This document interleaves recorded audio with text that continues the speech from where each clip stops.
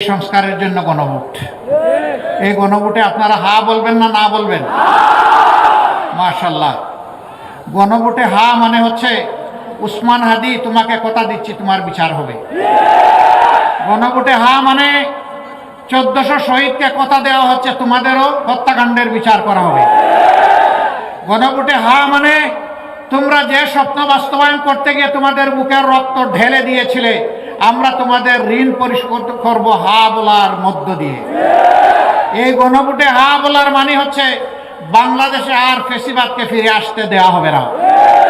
এই গণভোটে হা দেওয়ার মানে হচ্ছে আর আধিপত্যবাদের দালালকে বাংলাদেশে বাংলার জনগণ বরদাস্ত করবে না।